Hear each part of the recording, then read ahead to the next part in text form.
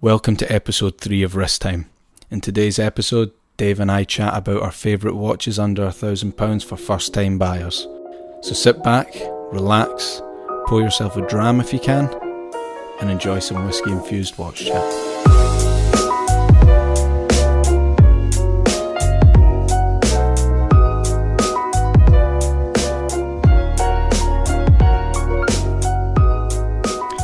Dun dun dun!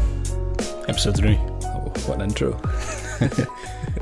Are you So okay? majestic, Are you yeah. feeling better? A little bit. I mean, yeah, should be fine. let's just do it and then see how it goes, and then if it's terrible, we'll just put this one out. So, Well, this third time lucky. yeah. Third attempt at episode number 3. No promises though.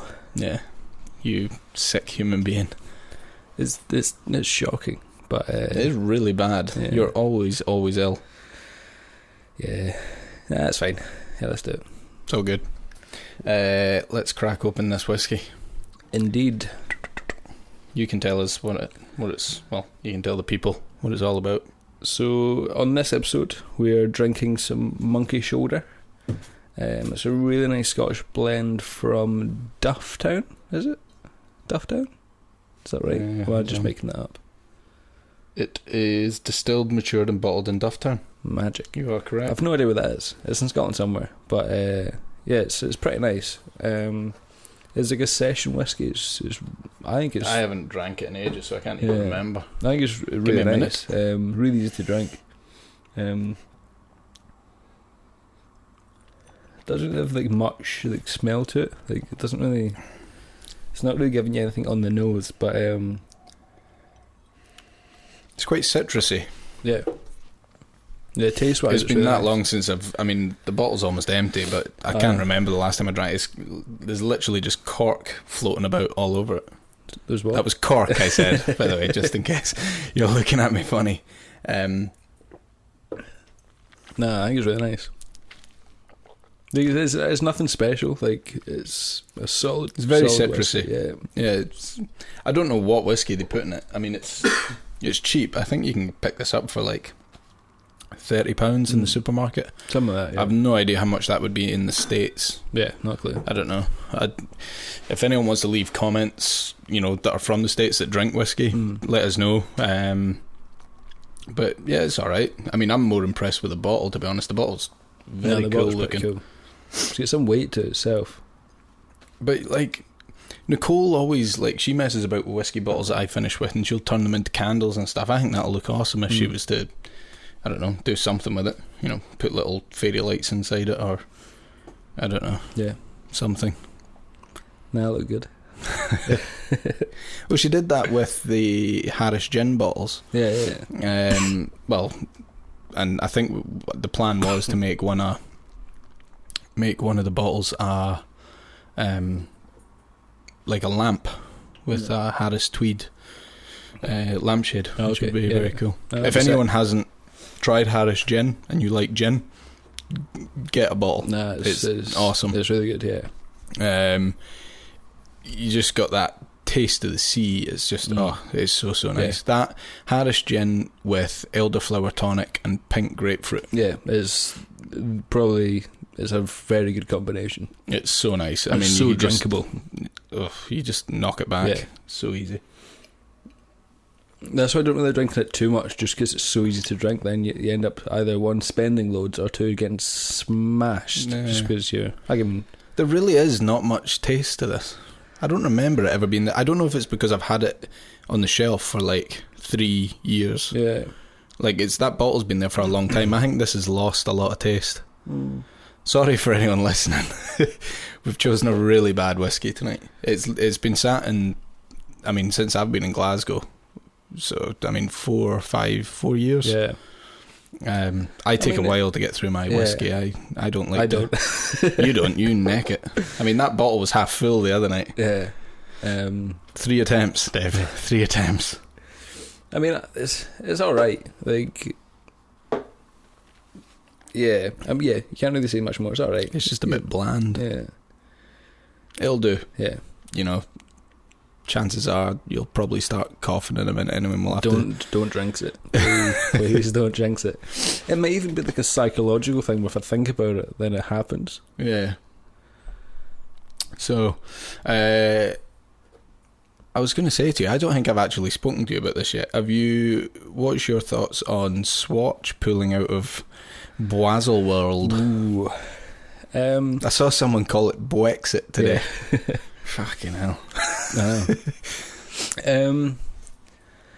I mean, I think the last couple of years Basel's been in a bit of trouble. Like, I think, for one, it's too expensive for smaller companies to actually put the money into when they're not really getting that much return from it. I was amazed. Like, I don't know much about Basel. Yeah. Like, I've never been. I've only really the past 3-4 years really been taking any interest in it. But like reading like some articles like over the last since this year's Basel, yeah, like 850 brands have pulled out. Yeah. In the last 2 years. Yeah. That seems like an absurd amount. Yeah. That's crazy. I don't really know much. I don't know enough about it to kind of comment on it on a professional level, but I think they must be doing something wrong if they're losing that much clientele that fast. Yeah. I mean, it's been a prestigious thing for a long time. It used to be / still kind of is the watch industry event where the big stuff gets released, and it's kind of what the watch industry is kind of moving towards, or was. But you're seeing more and more brands doing their own thing. Yeah, like you look at Bremont, look at them doing their townhouse events and all that. Like, I love all that, and it's events like that feel more accessible to guys like you and I. Yeah, definitely. Like, why would we go to Basel? Yeah. Like, I mean, the only time I think I would ever like to go is if I knew I was maybe arranging to do that with picking up a watch that I knew I was going to buy, but I wouldn't go just to look at the watches when I can, when they're released, I can go look at them in the arcade down 2 minutes walk, or if you're working at it, obviously, if you're, journalist or whatever and you're reporting at the event. But it feels like a dated style. Yeah. Especially for the amount of money the brands have to put into it to show up. Don't get me wrong, I think it's awesome. Like, it's cool when it comes around and you're getting all these press releases and stuff. That's very cool, but would you rather them all be released at the same time, or would you prefer it being spread out across the year? I think I'd prefer it being spread out across the year. Rather than having like just 2 weeks worth of watches all released in one go. Like, it'd be so cool if like just you knew something was coming up, like, and like the Omega Ultraman, there was talk of that coming, and then it dropped, and everyone went batshit crazy about it. And I mean, I guess all these brands are still trying to compete with each other, so if they release it all at the same time, then people have to pick. Yeah, will they want to spend 10 grand on this or 10 grand on that? If a brand goes, we want to release in February, the brand that's going to be released in March or April isn't going to probably have the same amount of chances getting the same like clientele or same sort of like purchases and stuff. So I don't know. I think it's 6.5 a dozen that you can't. I don't know. I mean, from what I've read, I think as long as Rolex, is it Rolex AP and Vacheron? Rolex Patek, or Rolex Patek and Vacheron, and or AP LVMH, I think as well. I can't remember. I think they're still kicking about. I think as long as you've got Rolex and Patek. Yeah. It'd be interesting to see I wonder if Patek would ever go over to SIHH. I'm not sure. I don't know. Like I said, I don't know enough about the differences. I actually don't know either, to be fair. I mean, it seems to me that SIHH is more like ultra luxurious. Like, you've got your Richard Milles and Piaget and all those sort of brands kicking about there. It's like top tier. Yeah. Like, oh, there it is. First one. Oh. Where's the cough mixture? Go get your hot toddy. You get 3 glasses of water, a whiskey, and a ton of cough syrup. Here, call your mum. She'll come and make you one of them hot toddies. Yeah. Tell her to make me one as well. They sound really nice. What, lemsip and whiskey? I've finished that already, that one. Saying that, there's not much left in there. No, but it's interesting for sure. There's the bottle done. Thanks for that little dribble. It's interesting. It'll be interesting to see what Omega do now. I wonder. Well, if not just Omega, but like Swatch do. But I think people are probably going to be more interested to see what Omega do as an individual brand in terms of their releases from now on. You might see them doing things like the Ultraman and like just spreading them out across the year. I think I'd prefer that. I think it would be more enjoyable having things to look forward to. Well, I think it might be a good thing for me, because I think they've got too many watches. I think they release too many watches per year. Like every Basel, there's always a sort of big like purge of new stuff. Yeah. And for a big company, is that a good thing? I mean, because Rolex, even though they have little updates, it's nothing drastic. No. And if they're going to release something that's one big money pot prize thing, so it's one big release. Like this year was the Pepsi, and then the other stuff was kind of not lower grade, but it was kind of subpar. Didn't have as much hype. I think that's kind of what Omega might do. What's your thoughts on the Ultraman? I think it looks pretty cool. I think it's pretty cool. I prefer the vintage ones, which it was just that orange. I just love orange on watches. Yeah. But the one thing I don't like is the sub dial at 9 o'clock with the Ultraman. Is it a UV? Is it like a UV that you shine on it, and it shows a picture of the Ultraman or something? So in the box, I think you get a UV torch. Or the box is something else to talk about. You get a UV torch. Worth it just for the box. The box is fucking badass. And then once you shine it on the sub dial, I think the Ultraman face appears. See, I don't, because when you see pictures of it, it looks like a stain. Like when it's not being. The Speedy Tuesday had the luminous sub dials as well. Yeah, but you can see them as rings. Yeah. Like when you look at it just in normal light, it just looks like rings. Yeah. Whereas when you look at the sub dial on the Ultraman, it looks like a blob, like just a stain. Yeah. It's the one thing. It's nitpicking. I mean, I think the watch looks really nice, but I love the orange. Is it an orange second hand? An orange second hand? Yeah. Yeah. But I mean, I'm a big fan of any watch with any input of orange in it. I just think orange is such a. Really good. It's not just. It's just a happy colour. You look down at it and you go, oh. I mean, when you're Scottish and it's fucking miserable here all the time. It adds that little bit of. You look down at your docks or your bright blue sunburst Halios with a bright orange band, which I know that you like. You say that it looks horrible, but I know you like it. Don't lie. You fucking like it. I like this. I don't know. I'm still. It's a summer combo for sure. If you're at the beach, then yes. Not if you're in the middle of the sea. I don't care where I am, and I don't think anyone should care where they are. If they want to wear a watch and they enjoy wearing it, then wear it. Yeah. I mean, I got asked a couple of questions the other night. A few people asking me what my thoughts are on this, and it's humbling being asked these questions. I mean, a lot of the watches I get asked about, I don't know, and I'm just honest, and I've never even laid eyes on them in the metal. I couldn't tell you anything.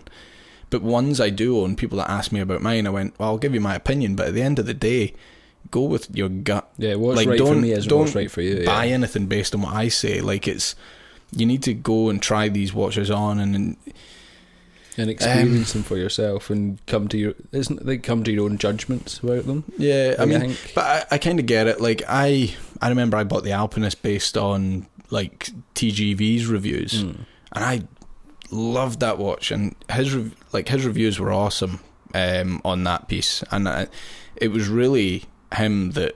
Are you getting a cough? No. Sure. Yeah. Right. No, I'm sure. I'm good.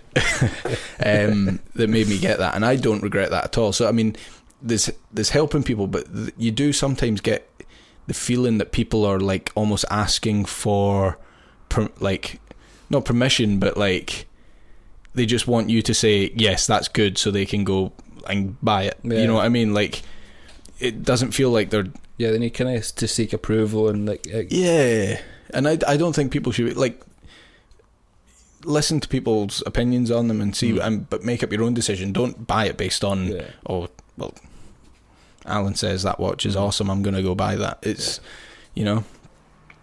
But it's hard with a lot of these more micro brands. Like, I took a risk on the Halios. I had never seen one. Yeah. But I was like pretty confident that was going to be awesome, and I was blown away by it when it it's came. a good watch, And you know, it's just awesome. So, but speaking of, like you were saying about Rolex and whatnot, not releasing as much watches and things. The other thing I was going to ask you, because I asked you about the Ultraman, was, because I don't think we've actually talked about it, what was your thoughts on the Rolex GMT release? I love it. Like, I think it's beautiful. Tell me why. Why do you love it? I'm intrigued. It just looks awesome. Like, I think the thing I like about it most is that the bracelet. Like, because we tried at the Langs Rolex event, which was kind of pre-release of all like the Basel stuff. Yeah. And the bracelet's so comfortable. Yeah, I think it's one of the comfiest bracelets that I've ever tried on. I think, because I know you're not a big fan of like the colours of the bezel. We will get into that. Yeah. I think I don't mind. I think they still look pretty good. I would have preferred darker colours, more similar to the old aluminium bezels and that sort of stuff. But obviously, I think I understand that there's limitations and stuff. The way they can design and the way they can manufacture the ceramic bezels with certain colours, I think. If that bezel was aluminium, would you prefer it? And it was the colour, the nice sort of metallic sheen that you get from the aluminium, I don't know, rather than the glossy sort of finish of the ceramic. I think with a lot of the Rolexes that they're releasing now, at least anyway, they do have that kind of, even a sub like that. It's so shiny, like it's it's so sparkly. Even though it's a tool watch, even though it's meant to be a tool watch, it's still got that element of to me bling about it. But I think I really like the ceramic bezel. I love that kind of glossiness that it gives you. I can sometimes I look at it in certain light and I go, yeah, that looks okay, and then other times I'll look at it and I'll go, yeah, that's. What are you doing? Like, it's too shiny. It's too reflective. It's just, I don't know.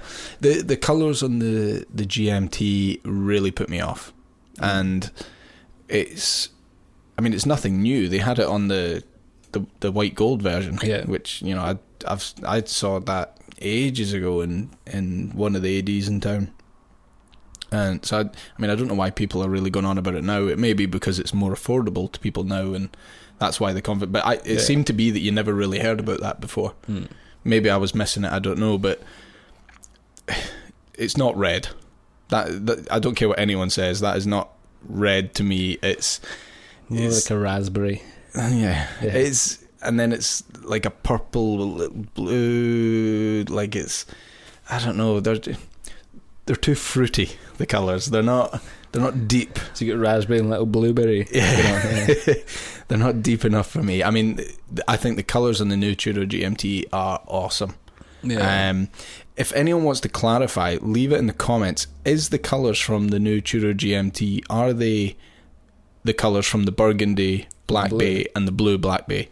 I've heard mixed things. Yeah. Some people are saying they are, some saying they aren't. I don't know. Certain photos you're like, yeah, they must be. Then certain photos you're like, nah, they're completely different. But I think it's all dependent on the light. It makes a lot of sense. Yeah. I think it's a really good idea. I think it's a really good marketing thing as well. I think it's awesome. But I think the colours on that look so much better. I don't know if that would work with the Rolex, but to my eye, it's more pleasing. I think with the aluminium bezel, it's just that bit more tooly. Like, I think I've heard some people though say that it looks almost black, the blue on it in some like some photos you see it looks. I've not seen a photo yet where it looks black. No, I think there's some photos you see it looks more like a the Coke GMT with the black and the red bezel. Yeah. No, interesting. I'm looking forward to seeing one. I still don't think I'll be very happy with the size. Like, see if they brought it out in a 58 size. Boom, perfect. Yeah. Tudor would have nailed that if they did. But that's just me because I have small wrists and I'm moaning about it. No, I think eventually I think they've seen how well the 58 is being received. Yeah. I think I would like them to at least anyway kind of maybe discontinue the 41s and then start producing the colours and the I said this to you ages ago. I always thought they were going to make a smaller Black Bay. I said it to like well before you got yours, and when they announced it, you know, I was in the back of my mind, I was like, see if they release these in any of the standard colours they've got the standard Black Bays in, it'll kill off that line. Yeah, I don't think they can keep them both going at the same time just because the sales of the 41s. I just think people prefer the profile on the 58. I mean, it's like your old. It's just it's like your old. It's not even the mill subs and your older. It's just a perfect size. It's not even the thick the 41 mil that I have the issue with. It's just the height. Like, see if it was still 41 and it was thinner, then I wouldn't have an issue with it. But it's just because at 41 still a big watch when you've got that bezel on it. I mean, you've got the 39. The two makes a difference. It does make a difference. Like, you look at we haven't even done a wrist check yet, but the watch I'm wearing just now, the Hamilton Khaki Day Date, we were talking about it today. Ben had on his Black Bay 36, which admittedly is a lot smaller than this, but when you have such a big face, and then you've got an added, you know, that bezel around it, it's a big chunk of metal in your wrist. Yeah. I mean, I personally wouldn't have any issues with it if it was still the same size. It's just slightly thinner. Like, my Doxa is half a mil thick case size bigger than the Day Date that I've got on just now. It's 42.5 mil, but it wears a hell of a lot smaller. Yeah. You know, because the dial size is like 25 mil. Yeah, because I think the dial's so small, it kind of tricks your eye into thinking it's a smaller watch. So I do think the 58 will look a lot better on wrist. It's just the gold bezel. Oh yeah, I was about to say it. The gold text on the bezel, I think, just makes it seem so cheap. You can see it on the bicolor ones I've got just now. They've got the gold, and it looks like a slightly different colour of gold though. But it doesn't even look faux vintage, because that's cheap. what they say they're going for. Yeah. But it doesn't even look like, you know, like you see watches with faux patina and stuff. That looks okay, but this just looks like gold. Like, it just looks like they've painted gold on the. I'm not a fan. It's literally only gripe with that. They know if they had brought that out in any other of their standard colours, they would have. They would have killed off that line. Everyone would have been all over it. But fingers crossed that does happen. I hope so. It would be nice to see. I wouldn't even care if everyone had it. I would still buy one. No, it would be nice to see the colours in the smaller size. Yeah. Or like, not even just thinner. That thinner would be awesome. Yeah. I mean, it's slab sided. And it's a fingerprint magnet as well. What do you mean? Well, the polished sides. I don't find mine that bad. I've no issues with mine whatsoever. I've never looked at it and be, oh, there's a fingerprint. Like, it's. I mean, you're not looking at the side of the case. You're looking at the dial, or. I am. I'm looking at the side of the case. Well, you're not the one wearing it, are you? No, I know what you mean. I do know what you mean. Yeah. Don't get me wrong. I love the Black Bay. I always have. But no, it's an awesome watch. I really enjoy wearing mine. Yeah. But we'll see. Anyway, wristwatch check. I've kind of done mine. I'll just finish it off. It's the Hamilton Khaki Day Date Auto 42mm field watch. Like it says, date function, looks awesome. It's the probably the most legible watch, or one of the most legible watches I own. Yeah. It's just awesome, and it's made for NATO straps. I've got it on a Watch Obsession green NATO, and it's awesome. Yeah. First watch I ever bought with my own money. It's never going to leave. I don't even know. I might engrave it.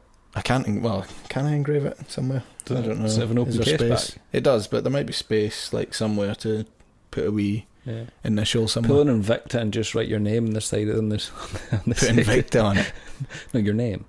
I thought you said Invicta there. No, I did. That Invicta, Oh, right. like, have you not seen them? On those homage subs, they just write Invicta on the side of the case in big, massive writing. What's wrong with that? Everything. You slagging off Invicta? I mean, we're in the Hamilton Day-Day Auto. It's a great watch. I mean, you can't go wrong really with Hamiltons. I mean, they make some. Don't get me wrong, not all of them, but they're field watches, and some of their pilots' watches are awesome. Yeah. Like my mate's got the Pilot Day Date, the one from the Interstellar watch. That's a cool watch. Yeah, that's really cool. You know, so and this is the black dial variant with the faux patina numerals. Yeah. What about you? What are you wearing? So I'm rocking my. It's funny that I said Invicta. So I'm rocking my vintage Glycine Airman. It's obviously, for those who don't know, Invicta bought over Glycine last year or the year before, recently anyway. They've not really done much. I don't know. I don't even know what they're planning on doing. I don't follow the brand close enough to know. I've noticed a big kind of push in terms of their marketing of Glycine. I think they're really pushing it a lot more. But where are you seeing that? I've not seen anything. Like on just like websites, like watch shops and stuff like that. There's always been I've seen a slightly bigger presence of Glycine. I've not seen. I've not seen much. So I'm wearing the Airman. Really nice size, really good condition for considering it's from the 70s or 60s. Runs really well. Looks awesome. It's got real patina. Real patina. None of that faux shit. Real patina. But no, it's nice. Although, what were you saying? There's no quick date function. Yeah, there's no quick set. That's a pain in the ass when you have a big 24-hour dial. Yeah. So it means if you're a couple of days behind, you just need to make sure you keep winding it every day. There's a lot of crown turning to get the right date, but sometimes I'll put it on and set the time and be like, nah. It sits very much like the Hamilton Khaki. Yeah, it's mechanical. Quite long lugs, so I think it's 40. It's dead flat. Yeah, it's 46 mil lug to lug. It's pretty long. 37.5 mil case. But yeah, with the steel bezel, and I think, it's one of the watches I just look. I'm not even looking at the time. I just look at it, think of see all the intricacies of the dial, and it's just awesome. It's really cool. I like it a lot. Yeah. I'm just staring at it.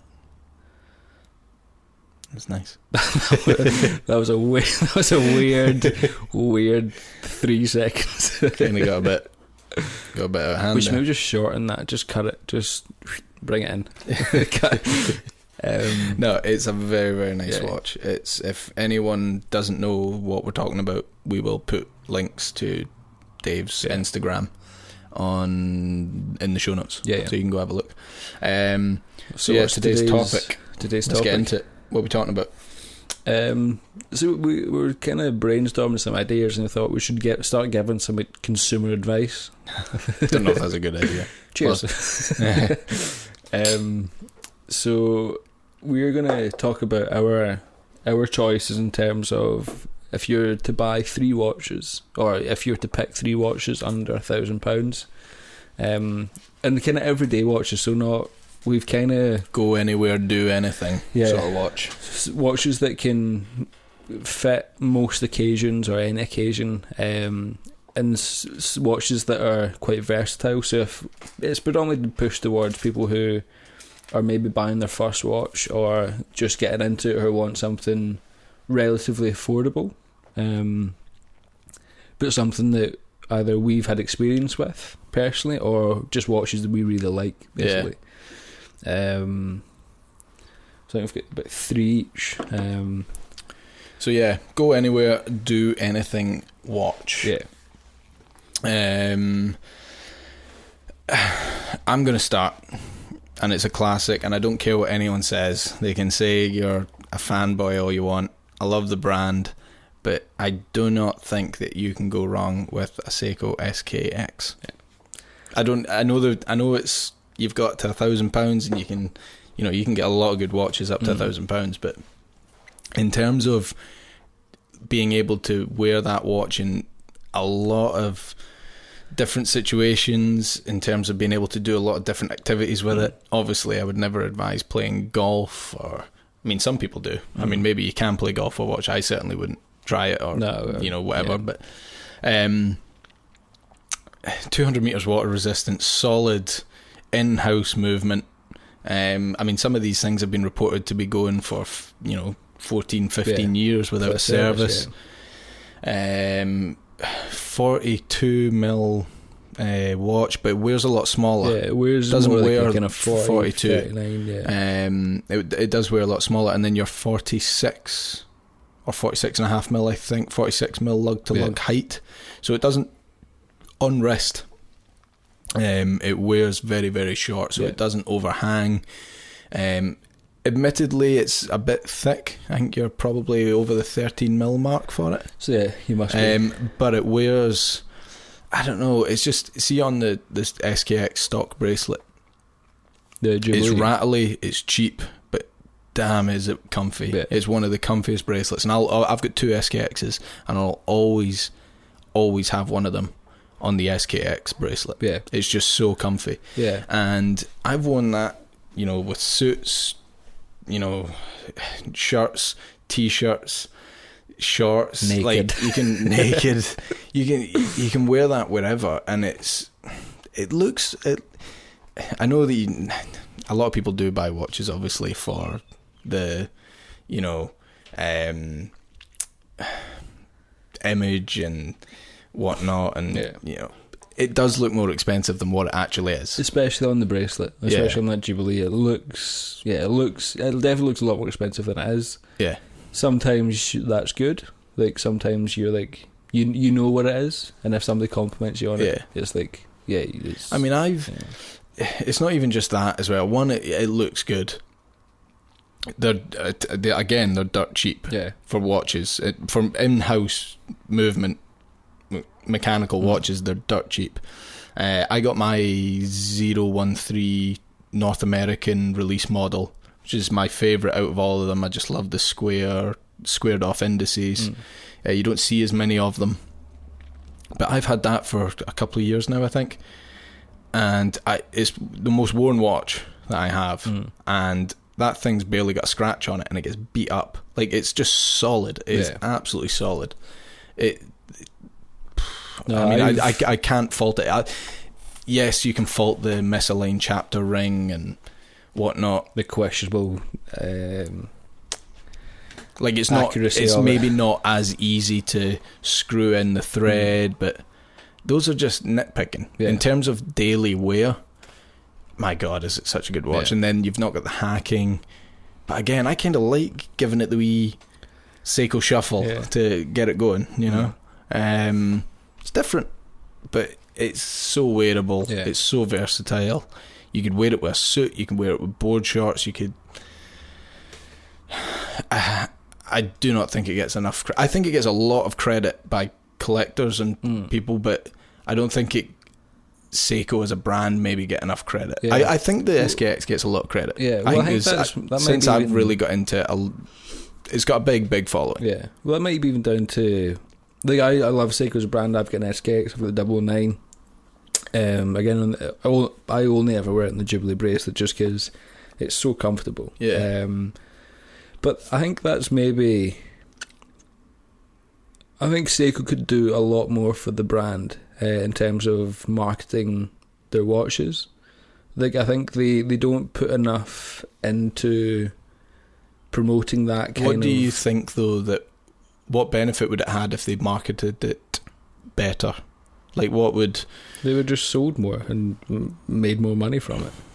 I'm pretty sure they sell quite a lot. No, Maybe they like, don't need to. I know, but like when you look at something like Daniel Wellington, I think there was. I think that's just watches in general. I think, you know, like the Malik was saying on that Hodinkee podcast, he was saying, look, the whole watch industry missed. They missed that beat, boat. yeah. They, you know, everyone did. So you've got that argument. Yeah. I don't necessarily think that's just Seiko alone. I know, but they were in such an opportune position to really take control of that thing that happened with things at Daniel Wellington and all these kind of fairly big watch brands that have come from nothing who are making shite, basically. What are you talking about? You tell me Daniel Wellington make rubbish watches? Yes. Oh, no. That's exactly I've got what one I'm sitting through there. That even my fiance, who's not interested in watches, has no interest of wearing. I think for not just Seiko, but I think for the companies like I think even Swatch, Nixon, those types of brands, they completely missed an opportunity for that kind of. I'm not gonna lie, like, I've got a Nixon watch as well. I think this is the first time I've actually mentioned it. There is definitely a photo of it on my Instagram, like right at the very bottom. I'm almost certain of it. Damn, I love that dial. Don't care what anyone says. I don't remember what it looks like. I know I've seen it, but I can't remember. Chalked slate dial. Yeah. You can have it if you want. No, it's alright. Sure. I'll go get it out of the safe if you want it. What, the kitchen drawer?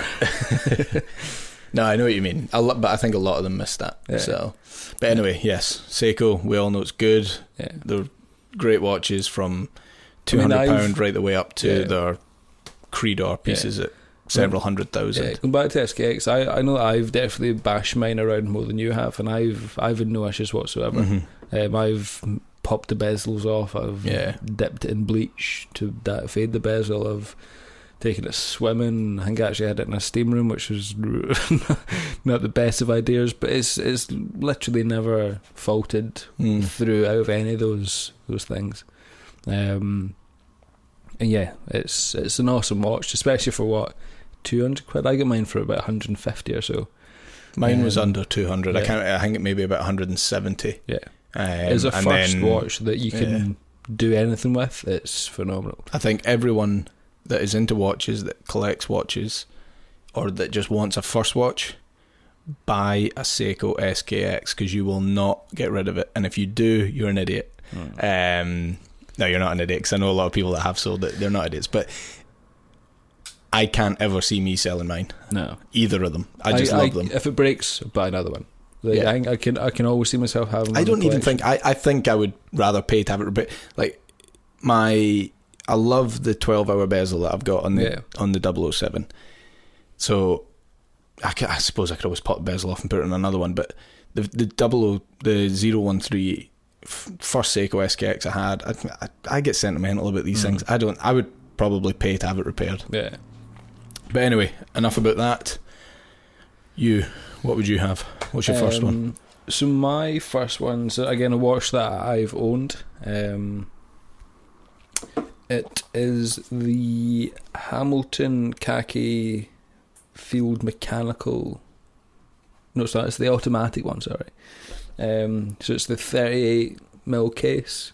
They do the bigger ones. They do a 42, but again, 42mm Hamiltons are too big. It's huge. But yeah, so it's the 38mm one. I owned it for about a year or so. And it's amazing. The size is perfect. I went swimming with it. I think it was only about 150 metres water, but I went swimming with it. We went camping, and I was swimming in a freezing cold river with it on. And again, it couldn't really fault it whatsoever. Yeah. So legible. So I like that kind of that vintagey field watchy look, like a mill watch. It looked awesome. Open case back so you could see the movement. It's not a fancy movement, but it's. I saw you actually post a picture of the movement. What did you take that on? When did you camera? I have no idea. I was looking through my. Is it old photos? Yeah, I was thinking that because like it looks super fucking cool. Yeah, Like, if you haven't seen it, go and look at Collector.101's latest story. Yeah. We'll hopefully get this podcast out tonight. I might do it as a post. I might stick it as a post. Yeah, it looks awesome. No, I was literally just looking through my old Lightroom photographs from like last year or something like that. I came across this batch of photos of the Hamilton that look awesome, things like the case back and that sort of stuff. But as a kind of day-to-day watch, you can wear it with anything. I've had it on the strap that's actually on my Glycine right now. It's the kind of suede collar ebb strap, which I don't think it's a company we've not mentioned, but they're an awesome company. Go buy collar ebb straps. They make really good. nice straps. I've had it on that, the suede leather. I've had it on, again, it's a NATO Queen. Love that phrase. You can wear it on a NATO. It looks really awesome. It's just a general. You can wear it with absolutely anything. Again, I've worn it with suits, like you said, with SKX. I can. Your dad got it now. Yeah. Because it's always the one watch when I was over wearing it. He was always kind of like interested in it and just looking at it. I want it back. Yeah. Then since I got the later the Hamilton, the mechanical. Hack, since I got that, it's a nicer watch. I'm not gonna lie. Yeah, it was too much of an overlap because it was virtually the same watch. Just one was automatic. One was mechanical. I know you're saying it's a good everyday. It is a good everyday watch.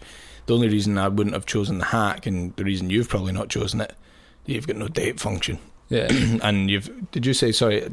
Forgive me, I may not have been listening. What was the water resistance of the field? 150. 150. Well, I think the Hack's 100. No, is it 50? 50. Yeah, it's 50. Yeah. And even like manual wind, like it's an extra kind of step, especially if it's going to be your first watch. Yeah. It's not. I mean, it's not something I wouldn't recommend, but it's not something that I think you need to.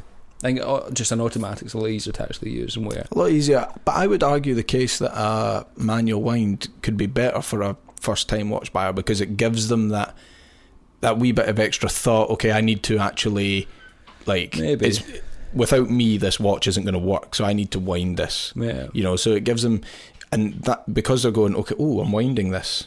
Like, let me look at it. Let me look at the case back. Let me look at the movement. And I know you can't on the Hack, but they might go and, you know, do a wee bit more research. Whereas if it just kind of works when they move, they'll be like, there's not as much. Well, I guess because the Hack's not going to open case back, so you need to keep unwinding it. Yeah. Whereas the Hamilton that I mentioned, the one that I've picked, does.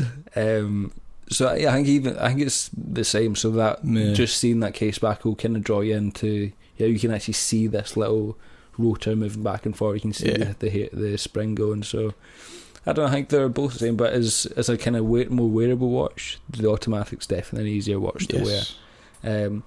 I actually really, because I compared them both recently, although I love the matte dial on the Hack, the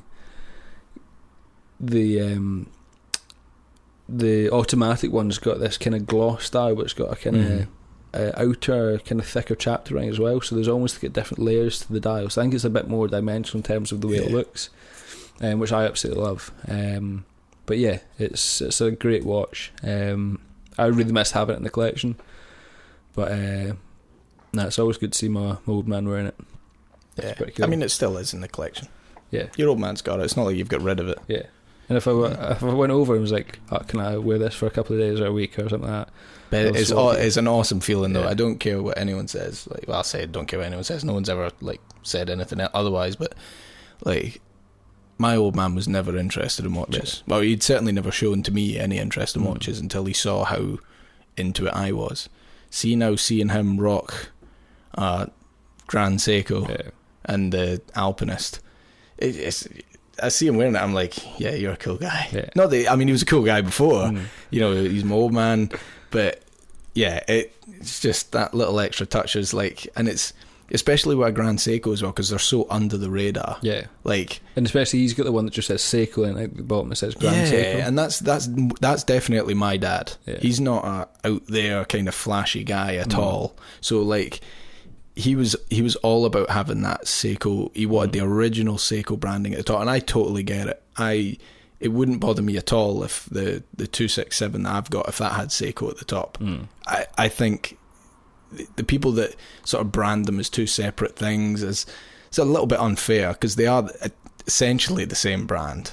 You know, Grand Seiko is a sub-brand, or well, they're not anymore. I think have they gone off separate completely? I don't know. I think so, yeah. But stuff like that doesn't bother me. Yeah. And I just think Seiko make great watches. I know we're going back to that again, but seeing them. So I bet seeing your old man wearing it is pretty cool feeling. Yeah. And he changed out the NATO straps all the time, so I gave him a whack of my old nails that fit those 20mm lugs. And he's always changing. He's always kind of trying out different stuff. Some of it, I turn up and I'm like, mate, why have you got that strap on that watch? It looks why have you got a horrendous. pink NATO strap on exactly. that? You did. But most of the combination with that watch, you can't really go wrong with it. Black dial, and even like the bezel, it's not got it's not rotatable bezel. It's just got that kind of what do you call it? A polished bezel on the edge, which kind of again draws you more into the dial because of the way it reflects the light. Yeah. I think it looks really cool. But yeah, awesome watch. Next time I forget something, I'm going to click my fingers and I'm going to hopefully remember it. I mean, it helps. No, I agree. Good watch. It's definitely a good first watch for people. Yeah. What about you? Number 2? Number 2. Now, this is a watch I actually had for about 5 minutes and returned it. But because I returned it doesn't mean it's a bad watch. So, the one I have chosen is the Sinn 556A. You could go for the 556i, difference being one has got Arabic numerals, one's just baton indices. The beautiful watch. So I bought this watch and I had it. The reason I returned it was when I received it, it was obviously, I'm not going to say who I bought it from, but great dealers, great people to deal with. But the one they had obviously received had obviously been a demo or stock, or so it had been used. Basically where the lug holes were, there had been loads of scratches. So someone had obviously either owned it previously, returned it. I don't know. So I returned it. After returning it, what did I see? I saw the docks that was on sale, the sub 300. I was like, okay, I've got to pick one of these up. So that's the reason I returned it and didn't get another one.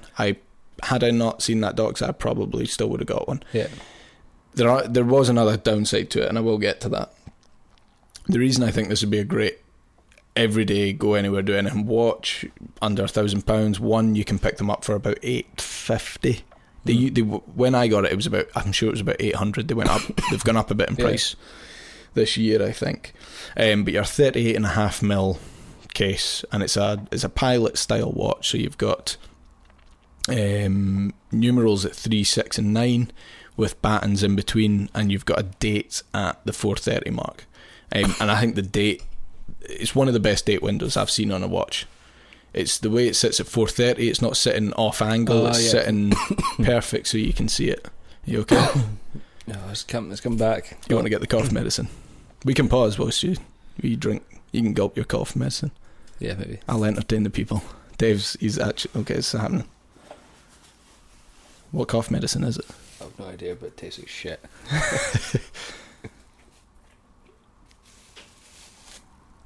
That looks horrible. It's in a paper bag as well. You sure that's cough medicine? I hope so. Better. You came prepared this time. Yeah. So, you good to go? You sure? Yep. Right, let's go. So yeah, 38.5mm case.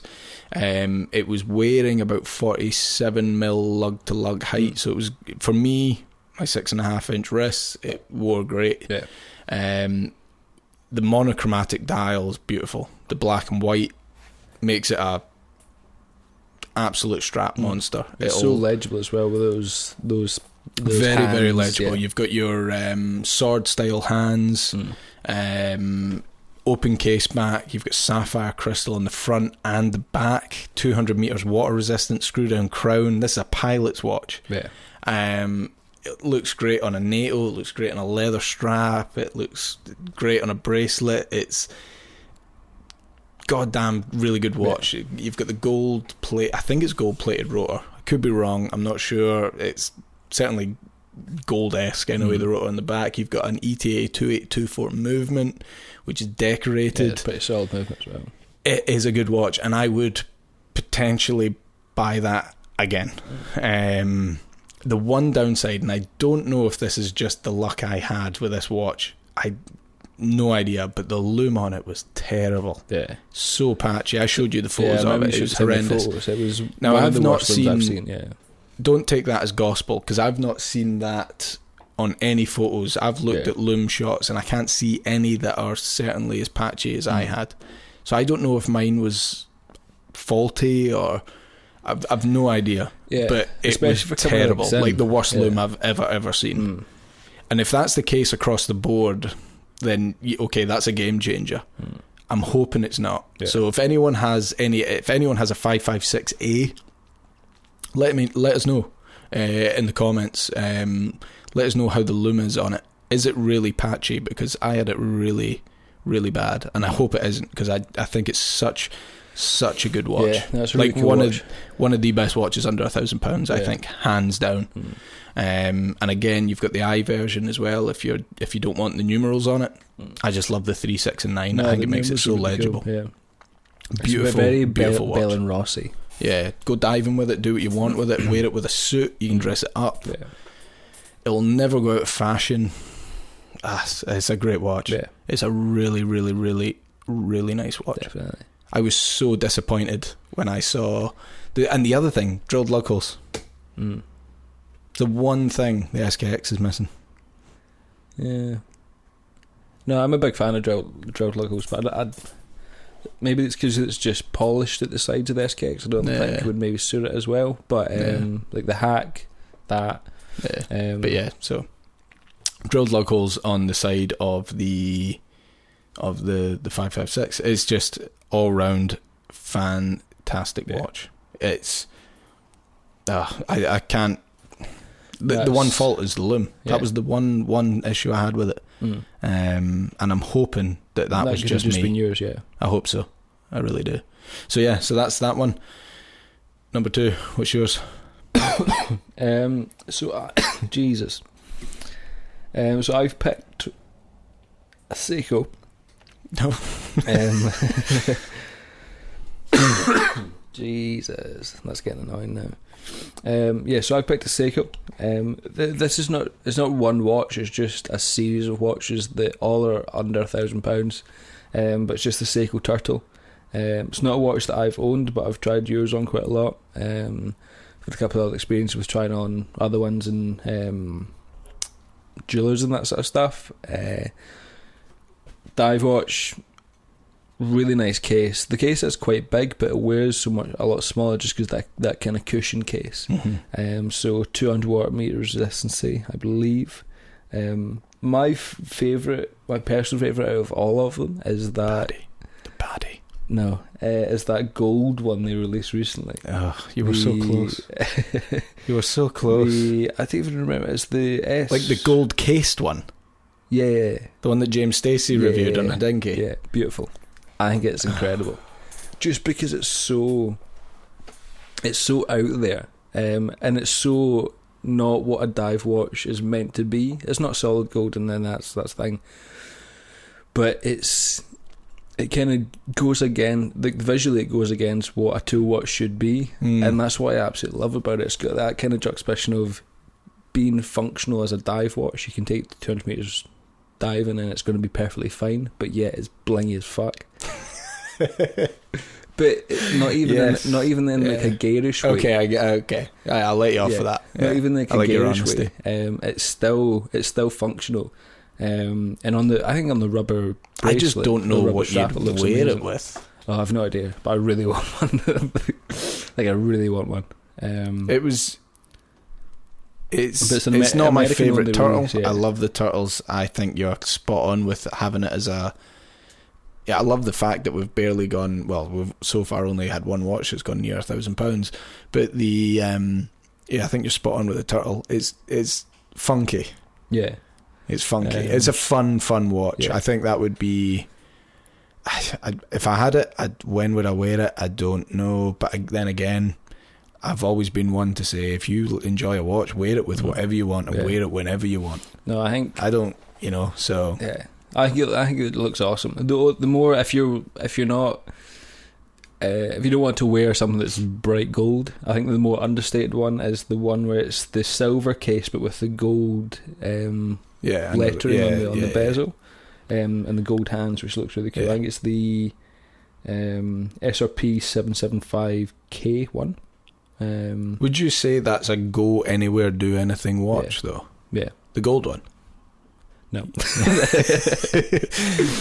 the one with the gold bezel. Oh, no, the gold case. No, the one. No, I'm asking. Like, could you see yourself like wearing that with a suit? No, maybe.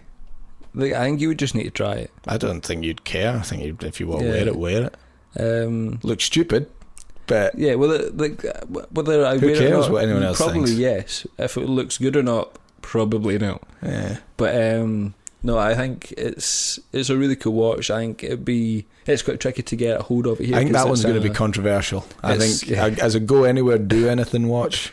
I think you're spot on with the turtle. Yeah. I don't think the gold one, in my opinion, is a go anywhere, do anything watch. Well, this is my choice. Yeah. It's your choice. I'm just saying. I think it'll be controversial. I think you'll get a lot of people maybe going, all right, okay. Yeah. I think you'll find the black. More people going for the black. I could be wrong. I mean, maybe everyone will come out and go, hey, fair play to them. Rocking the gold turtle case with a. I mean, it's just a bit. It's just a bit of fun. I think that's why Seiko have done it. It's just. They know they're not really taking it too seriously. Like, it's still well manufactured, it's still a solid, serious dive watch. But it's just that I just love the playfulness of it. That element of bling and just brashness in terms of the way it looks. Please don't ever win the lottery, because I feel that you would just be like, what, turn into Kevin just Hart? rapper watches everywhere. Oh man, just.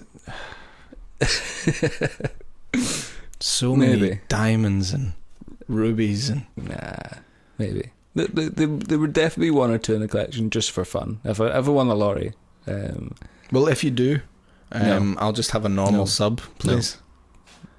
It depends how much you win. Thank you. So yeah. So that good was, choice in the turtle. It's pretty much any it's not just that one gold watch. It's any variant of the turtle. The black PVD case, that was pretty cool, but I think that might be slightly over 1,000. It's roughly around about £1,000 mark. Is it? Was it over 1,000? My voice has been really high there. Is it? Welcome to adulthood. Let me get that deep voice back again. That was over £1,000. Retail might be an under, but I think now, because wasn't it a limited run? It was limited. Yeah, I think they're trading for over 1,000 or around about the £1,000 mark. Yeah, that is a nice watch. Because I've seen a few. There was one up recently. I can't remember who was selling it, but there was one that went up recently. It was £1,000 on the dot, and it's got that black case, black dial with the orange. I've heard some rumours there's going to be a new limited edition turtle coming. I don't know what it's going to be, but fingers crossed it's nice. Yeah. I think I'm not talking about Seiko. I'm talking about every brand. Every brand is doing too many LEs. Everyone's doing it at the minute. It seems like the in thing. Let's just throw out limited editions. It's they need to just pull that in a bit. Just rein it in a little bit. Yeah, I mean, the watches aren't as special when you're every 6-12 months you're releasing another limited edition of the same watch. Yeah. So I like anniversary watches, but only if it's for a proper anniversary. It's not just Kevin joined us, here's a watch.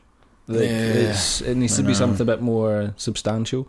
I guess now most watch brands have already hit their substantial milestones in terms of how many years been in production or whatever, or how old the brand is and that sort of stuff. So I mean, there's always kind of big milestones like 100 years or a certain amount of years for production or whatever. But I don't think there needs to be Barry from down the street has been working here for 3 years. Here's the limited edition. I don't think it's that tight. They are doing too many, I think. And that's a lot. Like, not just one brand; it's a lot of brands. So, like I said to you, when they did the limited edition of the Doxa, and then they brought the Black Lung, and then there's the latest one. I said to you, I think they will at least be. Fingers crossed 4. this is the last one. Yeah. Please, Doxa, make this the last 50th anniversary limited edition, please. It a little bit, like they're kind of. Yeah, I mean, don't get me wrong. I think the silver lung looks amazing. Yeah. No, it does look really good. I think it looks out of all the lung editions, it's the best looking one. Yeah. Hands down, it is damn fine. But yeah. So anyway, what number are we on? Is that 2 each? Yeah, 2 each. Right, okay, third one, last one for me. Again, another watch I own. I think it's one of the best value watches you can buy. The Halios Seaforth, and you could now have the choice of a date or a no date if you want. I prefer the no date. I love it's a lot cleaner. No date watches. I just love the aesthetic of that and the symmetry of a no date dial. But yeah, like I said, you've got the choice now if you want a date version of it. I don't know if they've all sold out. I don't know if all the pre-orders are gone for the new ones. I'm not sure, but brilliant watches. 41mm, 47mm lug to lug height. You've got a case height from crystal to the case back, which is about 12mm or just really under. Nice to wear. Yeah. Nice angled lugs. You know, out of all the watches I own, it hugs the wrist the best. Out of any watch I've ever tried on, it hugs the wrist the best out of any watch I've owned. It's Jason at Halios has absolutely nailed, and I mean nailed, the design of this watch. And how he came up with it, I don't know. I'd love to know. I'd love to sit down with a guy and speak to him and, you know, just ask him the process of going from, you know, the thoughts in his head about creating this single piece to the final product. Yeah. And I would love to know the process that he went to. I chose the original. So I've got the original, the Series 1, which has got a Miyota 90, was it 90S5 movement? So it's basically the no date version of the 91.5, I believe. Okay. Correct. Someone can correct me if I'm wrong, but I think so. Basically, it's got no ghost date on the wheel. Culture, First time I've ever had a Miyota movement. I've read that they're very reliable. Most watchmakers can service them, which is comforting to know. You've got the very well machined bezel, steel bezel with the dive time numerals on it. You can get it with different bezels, can't you? So you can get it with the dive time bezel, you can get it with just a no bezel, no rotating bezel, sorry, and you can get it with a 12-hour bezel. Again, 12-hour bezel looks awesome. Yeah, it looks really cool. I just love the port. It kind of has a porthole style look to it, I find. And I've got the original Abyss Blue, Sunburst Abyss Blue, which is, oh my God, one of the nicest sunburst. Like, when you see it in the right light and you see that piercing sunburst effect coming from the top down to the centre of the dial, it almost looks like light piercing, like water, piercing through water. It's when you've got the really nice Halios, crisp Halios text with the Seaforth underneath it. It's just so, gives you this really adventurous feel. It makes you just want to, you know, fill up a backpack and go travelling and, you know, get out in the ocean, and it's just go jump in the sea. So nice. And then you've got a numbered case back. Beautiful chamfered lugs. So you've got a really nice brushed and polished balance to the watch. And then you've got the box crystal, sapphire crystal. It's just, and then you've got the applied indices. It's just fucking awesome. I cannot, like, it's so good. Anyone, go buy a Seaforth. They're just awesome. I honestly think they are going to be a very, very sought after watch, because I don't think there's many of them. Jason, I don't believe he releases any numbers to the ones, the amount he makes.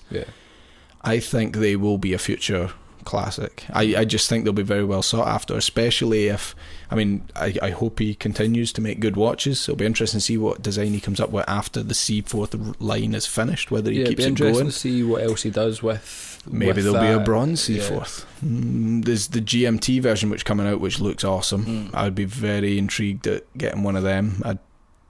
It's been niggling me in the back of my mind. Should I get one?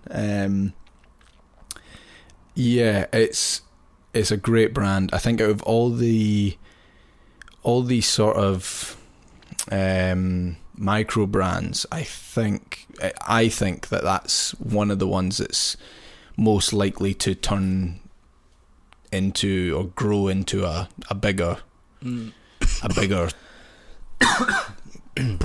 What would and you get out say? there. Whether that involves getting involved with other companies, I don't know. It'll be interesting to see, but I think he's certainly going in the right direction.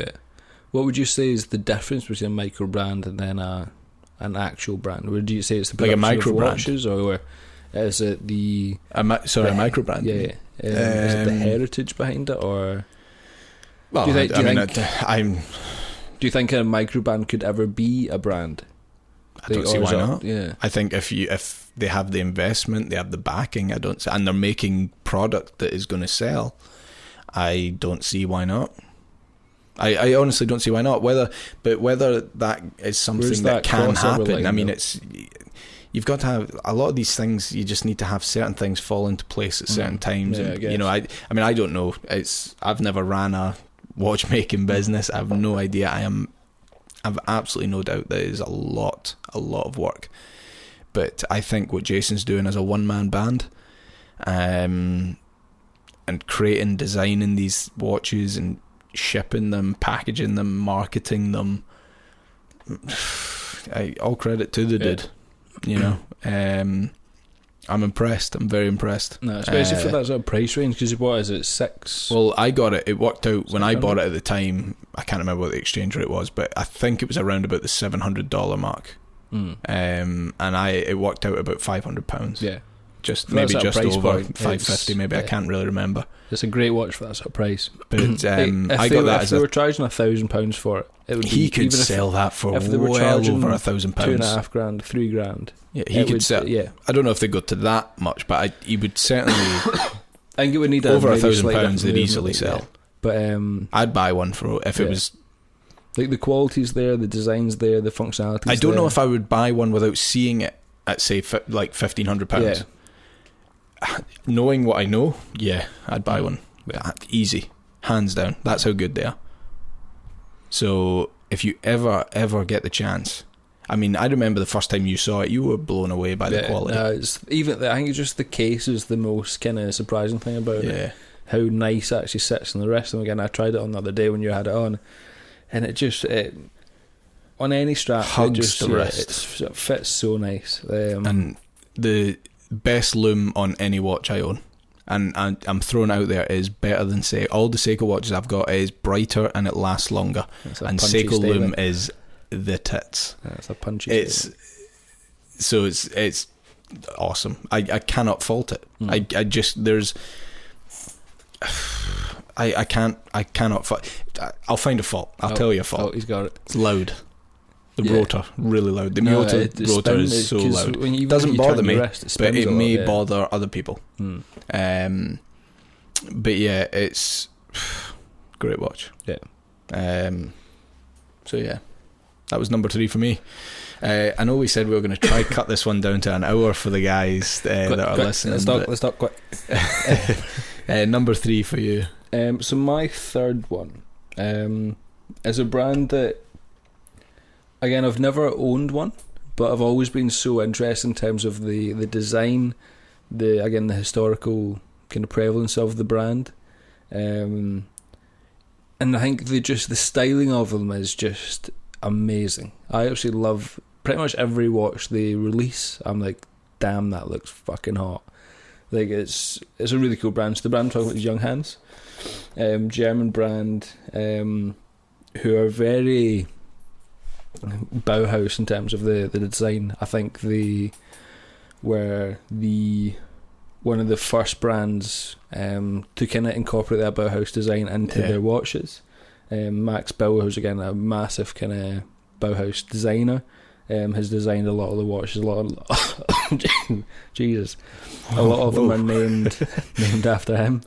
The one that I'm going to talk about is the Junghans Form A, which I believe is one of their newer releases. Alright, okay, this is interesting, I've not seen this yet. Yeah. Before we get into it though, you almost bought a Junghans. Yeah. Like, you came very, very close. I've been close to buying a few. So was it the telemeter? Yeah, the one with the white dial, with the telemeter chronograph function. Well, anyway, we'll get into that another day, but that's like go check out the Junghans telemeter. It's a cool watch. Yes, the one I'm talking about is the Form A. It's a white dial. I don't actually know what size it is. I believe it's a 39.1. So quite an awkward size. I'm just pulling this up now. I need to see this. But it's really thin. It's 9.5 mil thin. So I think it would wear really, really nice, especially that sort of size. Is it there? Yeah, but no, it's that one. So it's the one where basically you've got... Oh, that's the one with the Arabic numerals. Yeah. It's got the kind of long indices, but it's got the 60, 5, 10, 15. It's got the 5-minute markers around the very edge of the bezel, around the edge of the dial. Date 3, but you've got... I think it's actually a kind of double stacked dial. So you've got... in each one of the minute markers, you've got, I think it's a cutout, so you can actually see... Kind of like the new Nomos. Yeah, so it's got a little bit of dimension in terms of the dial. But as a kind of dress watch, I think it's phenomenal. But I think this could be dressed up with a nice leather strap. Maybe not the one that comes with, because that's a bit maybe too casual. Yeah. But you could dress it up with a really nice leather strap, like a JPM or Color Reb or something like that. Or you could dress it down and put it on a NATO. I think it would look absolutely phenomenal. It's coming about 830 quid, which again is for that kind of watch in terms of quality wise. It's pretty well priced. I'd probably say I'd pay 800 quid for it. What movement's in it? No idea. I believe it's a Junghans movement, but I don't know if it's an in-house or one that's just Junghans do in-house movements. I apologise for my naivety. I have absolutely no idea. Sure. But yeah, it's a beautiful watch. Again, we'll put all the links and stuff, because it's all good and well. I was talking about watches that people have no idea what they look like, so we'll put all the links and stuff that we talk about in the bottom, so you can actually see what we're looking at. It says movement, no. Oh, great. So this watch doesn't. Apparently, it doesn't work. I'm going to give up that search. I'll look for it anyway and we'll find out. But yeah, it's a beautiful watch, again, as a kind of day-to-day, more dressy type watch. I think it looks phenomenal. I like it. I think I prefer it with the numerals. No, I kind of like that's why I picked this one, because I love the kind of cleanness of the dial. Yeah, it is nice. Yeah, certainly. And I think it would just, like, those hands that kind of accentuate the kind of the markers and stuff like that, then it kind of draws you into the centre of this white dial. I don't think the case should be too long, cause from the photos it looks quite short lugs, but yeah, I think it looks absolutely amazing. Just the kind of cleanness of the Junghans designs. Again, all their watches are so clean, so well designed, so well executed. There's nothing that seems out of place. Everything looks like it's meant to be there. There's some watches you look at where you're like, oh, that date window looks a bit awkward, or those second hands doesn't really match the rest of the dial. But with this, everything looks and fits perfectly, I think. But like I say, you can dress it up, you can dress it down. I mean, I'm quite a big fan of dress watches, so my first watch was the Omega DeVille, and I wore that with literally anything. Like, I wore it with shorts, I wore it with suits, I wore it with pyjamas, or like literally anything. And you can, and because of it's got that flexibility, we can change the strap. You can completely change the look of the watch. I put that on a NATO strap, and it started to look more like a military watch than it did a dress watch. So I think it would be the exact same with the Junghans. Junghans. Yeah. No, it's a good choice. I think we've chosen. And it's not a brand that is readily heard of. I think it's a big brand, but I think it's still quite under the radar in terms of the watch world. Absolutely, especially for how long they've been actually going. Yeah. And the type of watches they're producing. How long have they been about? No idea. A while. No, I think it's a good choice. I think we've chosen 6 really good watches. Yeah. I think if anyone's listening that's looking to get their first watch, I think any of them would be an awesome great start. You know what? If you could, just close your eyes and pick one. Yeah. And I don't think you'd be disappointed. So yeah. But yeah, that was it. I was going to say to you as well, I don't know if I actually showed you, because we'll start wrapping up, because we've been yapping on for a wee bit now. People are probably starting to fall asleep. But did I show you that website I found the other day? The Naked Watchmaker. Excuse me? Yeah. Hey, you're wondering where I was going with that, aren't you? The Naked Watchmaker. Website, the Naked. Was it you I was showing, or was it Ben? No, you showed me that. Yeah. How cool was that website? No, that's really nice. It's fast because I had a little look at it once that evening, and it's the amount of detail that he goes into in terms of taking the. So it's basically this guy. Obviously a pretty well skilled watchmaker. I have no idea. I've only looked at it for maybe like 10 minutes, so I don't know anything about it. I just saw this website where he just dissects watches. Yeah, so he basically takes it apart, photographs them, and kind of tells you a little rundown of what each bit is, what it does, how each manufacturer is slightly different. So the Rolex with the Cerachrom hairspring, how he photographs it, and the photos again are so sharp. They're so well detailed. But yeah, it's a really cool website. It's probably the type of website you could literally spend hours and hours and hours just looking through, clicking out all the photographs, reading all the kind of information about each one, the dials and stuff. It's like you're on the cusp of just full on cough. No, but it's a really cool website. Again, we'll stick it in the show notes below. But for any who's go check it out, the Naked Watchmaker. Interested in the kind of internals of the watch and movements, and even just things like the way the hands are stacked in that little kind of centre column, the kind of gaps and stuff between them. It does make you appreciate the watch more, because you can see how intricate it is, even if it's a. Well, I mean, the only reason I came across it because I was looking up about the Grand Seiko, the 9S, and he had just put one up about the 9S high beat movement, and he dissected it and stuff, and it's fascinating, especially when it's a watch that you own, when it's a movement that you own in a watch, and I think it definitely gives you more appreciation to when you know what you're wearing. What goes into it, when you obviously know what you're wearing, but when you know what's inside the thing that you're wearing, and you understand. Well, I say understand. I know very little about the inside of a watch, what's going on, but I like to think that I'm learning as I go, and that's a fun experience. Learning that. Like, I've got the wristwatch handbook. That book is awesome. It's just, anyone go buy that book if you want to get into horology, because learning about it's ace. I'd love to go do a watchmaking class. Oh, I think it'd be awesome. I don't know where you'd do that here though. If anyone knows any sort of watchmaking classes in Scotland, or reasonably close travel times from Glasgow, let us know. I'd be awesome. Very keen. I think that would be a lot of fun. Just to get an understanding of the process of what goes into it, because we wear them all the time. You know.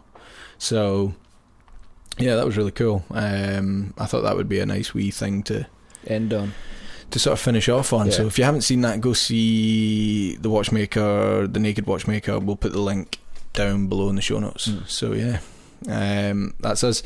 We will be looking to put out the shows every second Tuesday. So this was supposed to go out last night. Not my fault. So we're putting out tonight. There won't be an episode this Tuesday coming, it'll be the following Tuesday, it'll be every second Tuesday after that. If there are any changes to that, there may well be. We will let you know. So yeah, we just want to thank everyone as well that listened to the first 2 episodes. Yeah, the feedback's been awesome. It's been so overwhelming about how the positive and even the constructive stuff we've had back. Yes, I think we enjoy the constructive stuff more because it shows how it gives us more insight in terms of how we can change and how we can. We just want to make it more fun, more relatable for you guys to listen to. So keep leaving us feedback. Be as brutally as honest as possible. Don't worry, you won't hurt our feelings. Alan might cry. And yeah, podcast is now available: iTunes, Spotify, YouTube. The Libsyn link where we host the podcast. We can't have it on Google Play Music yet because it doesn't host podcasts in the UK, so we're waiting on that. But yeah, thank you, and we look forward to bringing you episode 4. See you later.